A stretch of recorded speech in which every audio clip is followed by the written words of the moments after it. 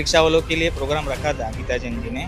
उन रिक्शा वालों को एक सवाल पूछना चाहिए था। मीरा भाईंदर शहर के रस्तों की हालत आप देखेंगे तो जितने रिक्शा वाले हैं सब लोग गाली ही देते रहे। कम से कम 3,500 करोड़ से ज्यादा वहाँ पे खर्चा किया एक ब्रिज बनाने के लिए। उसका आप लेवल देखेंगे स्ट्रेट कभी नहीं जाएगी गाड़ी आपकी, आड़ी टेढ़ी जाएंगे। तो मतलब क्या है, ये सब करने के बजाय आप लोगों के 5 साल मिले थे, आपको 5 साल में काम करना चाहिए था।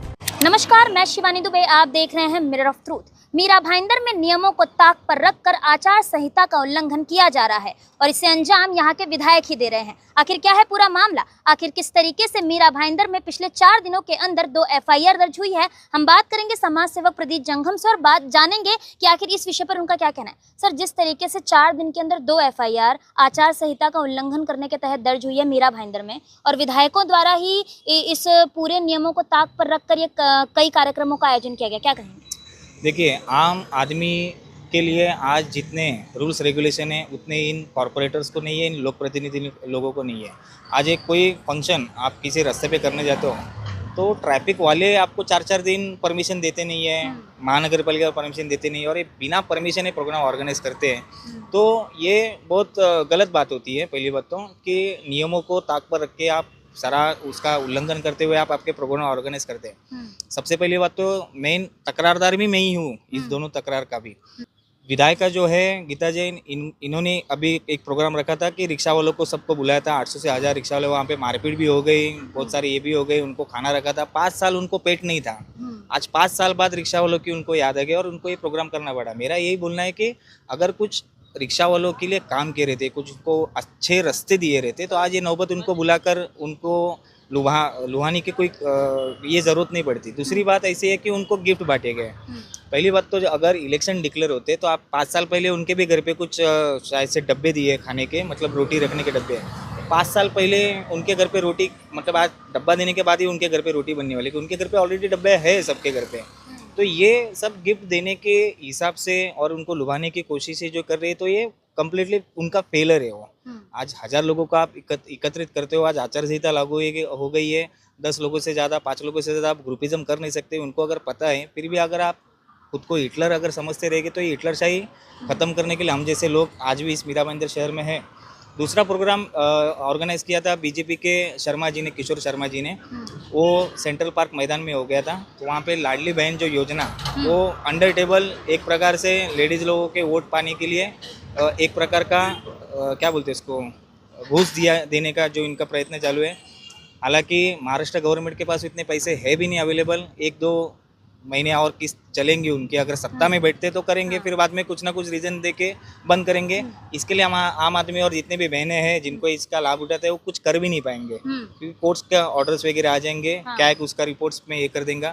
तो ये लाडली बहन योजना के अंतर्गत जिनको पेमेंट नहीं मिला उनको भी गिफ्ट बांटे गए वहाँ पे। अच्छा। जिनको पेमेंट मिला उनके लिए भी एक मतलब धन्यवाद का प्रोग्राम ऑर्गेनाइज किया कि जोरों शोरों से इसका प्रचार भी बड़े लेवल पर किया गया, ड्रोन लगाए गए थे वहाँ पर। और ये प्रोग्राम रखने का, लाडली बहन प्रोग्राम रखने का, लाभार्थियों का प्रोग्राम रखने का एक ही उनका मकसद था कि हम लोग ने आपके ऊपर बहुत सारी मेहरबानी की है, तो आने वाले इलेक्शन में आप हमको वोट देकर मेहरबानी जताइए। ये बीजेपी का ये था, टेक्निक था, एजेंडा था कि इसके लिए उन्होंने प्रोग्राम रखा था, वो भी विदाउट परमिशन रखा था।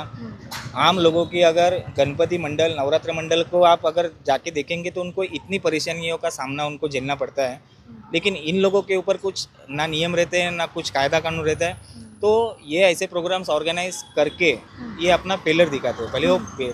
और ऐसा ज़रूरी नहीं है कि सिर्फ बीजेपी ने किया, इसके लिए क्या कल को अगर कोई कांग्रेस भी करेगी, राष्ट्रवादी करेगी, तो नियमों का जहाँ पे उल्लंघन होगा, अगर लाइन में मिलेंगे तो लाइन उनकी काटी जाएगी। तो ज़रूरी नहीं है कि गीता जैन का भी हो या बीजेपी से रिलेटेड भी हो। इस शहर में जो भी कायदे कानून का उल्लंघन करेगा उसके ऊपर हम लोग तो तकरार करेंगे। और ये सब करने के बजाय आप लोगों के 5 साल मिले थे, आपको 5 साल में काम करना चाहिए था। कोविड में रेमडेसिविर इंजेक्शंस यहाँ पे नहीं थे, ऑक्सीजन नहीं थे, वो उपलब्ध नहीं कराए थे, अपने बेड्स नहीं थे।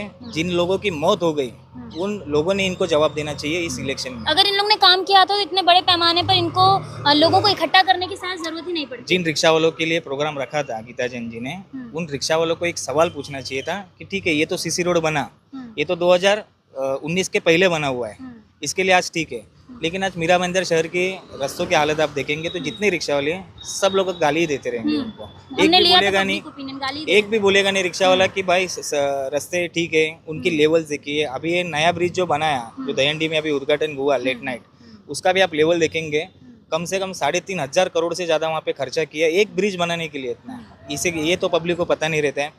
उसका आप लेवल देखेंगे, स्ट्रेट कभी नहीं जाएगी गाड़ी आपकी, आड़ी टेढ़ी जाएंगे। तो मतलब क्या है ना, आपके पास कोई आर्किटेक्ट नहीं रहते, उसकी छानबीन नहीं होती है, सिर्फ करते जाओ। अभी पैचवर्क भी चालू किया, अभी रास्ते के ऊपर रास्ता थोड़ा ऐसा, थोड़ा उल्टा, थोड़ा सीधा, ये ऐसे ही होते रहते। तो मतलब लोगों को ये समझना चाहिए, हर चुनाव के पहले ही ये जन जागृति आवश्यक इसके लिए होती है कि आपने 5 साल उनको मौका दिया ना, अभी किसी दूसरे चेहरे को मौका देना जरूरी है। और ये नियमों के उल्लंघन करते जाए तो ये FIR भी करना जरूरी है। हालांकि इलेक्शन कमिश्नर भी जितने भी थे वो FIR दर्ज करने के लिए आनाकानी कर रहे थे, तो हमने उनको भी रूल्स रेगुलेशन दिखाया कि इलेक्शन के बाद हम लोग आपको तो छोड़ने वाले है नहीं। ऐसे भी तकरार तो आपकी दी है कि आपको सस्पेंड करे करके, FIR नहीं करेंगे तो सस्पेंड होएंगे, FIR हो गई तो वो भी मुद्दा भी साइड हो जाएगा।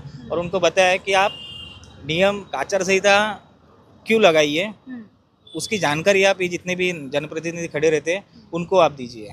दोस्तों बता दें कि जिस तरीके से यहाँ के विधायकों का रिपोर्ट कार्ड है वो कहीं ना कहीं फेलियर साबित हो रहा है, क्योंकि यहाँ की जो जनता है या कहीं की भी जनता अपने विधायक के रूप में किसको देखती है, क्या चाहती है कि हमारा विधायक कैसा हो, हमारा विधायक भ्रष्टाचारिता में लिप्त ना हो, हमारा विधायक नियमों को पालन करे। लेकिन यहाँ के पूर्व विधायक नरेंद्र मेहता हो चाहे वर्तमान विधायिका गीता जैन हो, ये दोनों ही लोग नियमों को ताक पर रखकर कहीं ना कहीं कार्यक्रम का आयोजन कर रहे हैं, आचार संहिता का उल्लंघन कर रहे हैं। और ऐसे में प्रशासन ने उनके ऊपर FIR दर्ज कर दी है। अब सवाल ये कि क्या इस FIR होने के बाद आगे क्या कुछ प्रक्रिया होती है या ये FIR ठंडे बस्ते में चली जाती है। दोस्तों कुल मिलाकर साफ तौर पर यहाँ पर यही देखा जा रहा है कि नियमों को ताक पर रखकर आचार संहिता का उल्लंघन हुआ। साथ ही साथ विधायिका गीता जैन लगातार वचनों की पूर्ति के नाम की लड़ियां अपने इंस्टाग्राम अकाउंट पर लगाती आ रही हैं, लेकिन वो वचन पूर्ति कितनी खोखली है और उसकी जमीनी हकीकत क्या है वो आपने समाज सेवक प्रदीप जंघम जी के मुंह से खुद ही सुन लिया। अब देखना यही होगा कि इस पूरे मामले में जो आचार संहिता का उल्लंघन हुआ है, इस पूरे मामले में आगे क्या कुछ कार्रवाई होती नजर आती है।